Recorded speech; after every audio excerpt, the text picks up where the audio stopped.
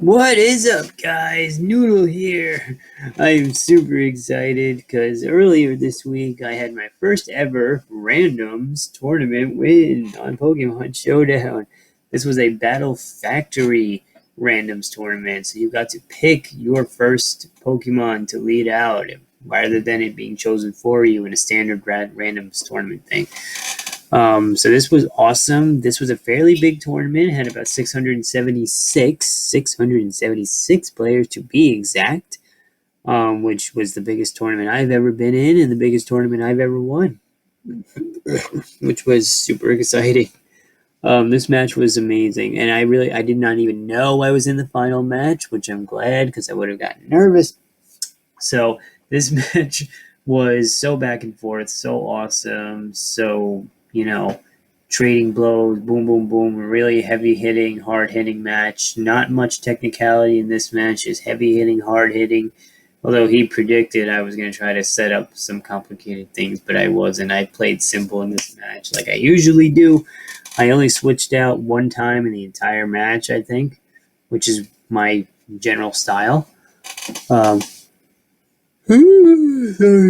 If I pause to take a breath, I don't talk this much, this fast usually. Okay.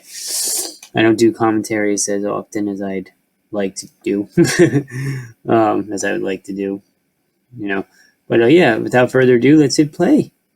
And I'm going to put it on slow, music off. Alrighty. He sends out Crobat first, and then I decide that Ryu Nicholas is the best guy to start out with based on his team, and so which gives him a disadvantage, but he goes for the super effective U-turn, taking me a little more than 25% down, and I go for a Psychic just to see what happens, hoping he stays in with Crobat, but he doesn't. So he switches out to Stormy to take the super effective Psychic attack, which gets him down. Whoop. Hang on. Sorry, my friend called me. Let me make sure this is recording again. Yep, it's recording again. Alrighty, back into it. So my Psychic gets Stormy down a little more than 25% of the way down, but even more so than my super effective U-turn from Crobat to Ryu Nicholas, ironically. A not very effective attack does more damage than a super effective attack. Okay, but Ryu Nicholas's defenses are really good and Starmie's are really bad. So he switches into Rotom because I guess he's predicting a Shadow Ball for me, which he predicts accurately. My Shadow Ball surprisingly gets Rotom down more than halfway, which I'm like, wow, okay. Ryu Nicholas' special attack is better than I remembered. So then he goes for a Volt Switch to get back into Starmie because he's thinking I'm going to go Psychic, but I don't go Psychic. Because if I went Psychic, he would have survived and then been able to finish Ryu Nicholas off, which was his strategy, but I played him to the beat. I saw that since Shadow Ball did more than halfway down, I was like, you know what, let's just go for another Shadow Ball, in case he tries to do something. So that strategy backfires for him, and as you can see in the comments here, people are saying, yeah, got played. But I admire, but I acknowledge the effort he made to make that strategy. So he sends out his Nidoqueen, which nearly ended my career later in this match. It took out more than half my team, actually, but he comes back later in the match. So for now, I go into Araquanid. What do you call it? So yeah, I let his Nidoqueen finish off my Ryu Nicholas. I'm like, all right, Ryu Nicholas, you've done what you needed to do in this match. So and then I come in with Araquanid to check Nidoqueen, and so Nidoqueen cannot check Araquanid, so he switches into Crobat, thinking I'm gonna go for a Sticky Web, which most Araquanids will do, but he's playing against me. I'm a little different. I go right for the offense, nearly taking out Crobat. Thankfully, for his part, he survives, and so I don't want my Araquanid to take any damage from Crobat, so I switch into my Tank Rhyperior, and he's still expecting a Sticky Web from me, so he goes for Taunt. He just doesn't get who he's facing here. So he goes for Roost in order to take my Stone Edge at normal effectiveness, because he knew I was going for Stone Edge. So I'm expecting him to go for Roost again. So my next move is not going to be a Stone Edge, but an Earthquake. And since he thought I was going Stone Edge again, he switches to Gastrodon to hopefully take the Stone Edge. But again, he doesn't realize who he's facing. So my Earthquake did. Sorry, hang on. Sorry, had some of my breakfast sandwich caught in my teeth, I think. Okay. Anyway, let's go to review.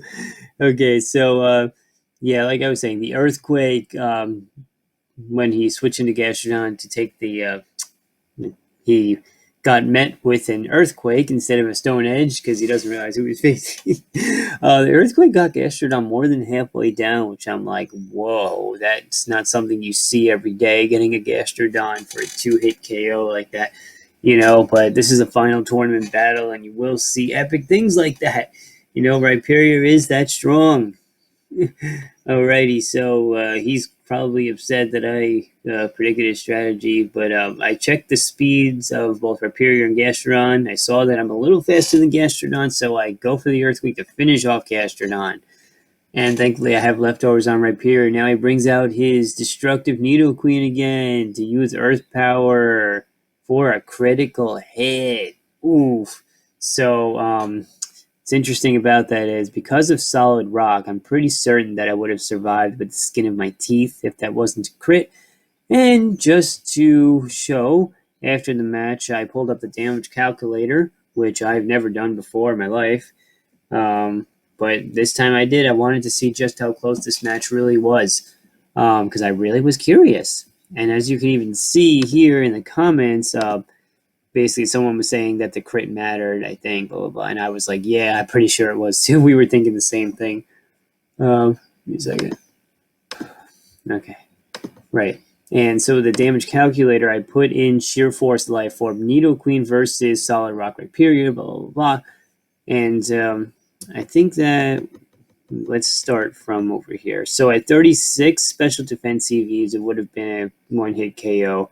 But anything higher than 36 EVs, it starts becoming a chance at surviving it. So I don't remember how much my special defense was for that Rhyperior, but just to show you guys, there was a chance as I keep going up in the special defense EVs. It doesn't take a heck of a lot of special defense EVs. It doesn't take like a whole lot of special defense EVs, like to make it so that he's able to survive the Sheer Force Life Orb Earth Power from Nidoqueen. So there's a chance that crit would have mattered. And you'll see how the ending of this match makes that more fair that happened.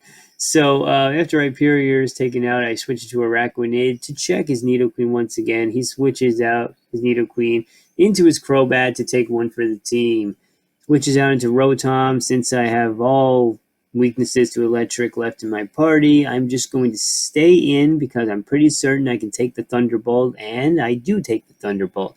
And get paralysis in the process, but don't get the Para Hacks, thankfully, in order to be able to finish off Rotom with Leech Life, which is awesome. Switches into his Destructive Nidoqueen again, wisely preserving that Nidoqueen because he knows he's going to need it.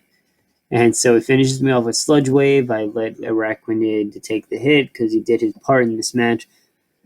I switched into Crawdaunt, really underestimating the power of this Nidoqueen. Man, I did not think I was going to get one-hit KO'd by that. But my goodness, I underestimated it. Thankfully, Tentacruel is a little faster than Nidoqueen, getting him a little more than halfway down. Whatever. Female thing. Because it says female, I said her. Anyway. So yeah, I get some damage on Nidoqueen, a little more than halfway down. Obviously, Earth Power is going to take me out because Tentacruel's special defense is good, but not as good as Rhyperior's with the Solid Rock and all that stuff.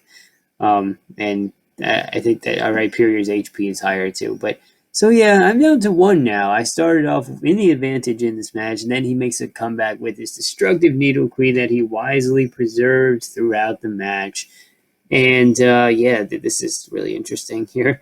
So I'm going to Mega Evolve my Aerodactyl, and he's going to go, well, I go for a Wing Attack, which has an increased effectiveness because of increased base power or increased attack power because of Tough Claws. Sorry. because of Tough Claws, which almost takes out Nidoqueen. Almost takes out Nidoqueen.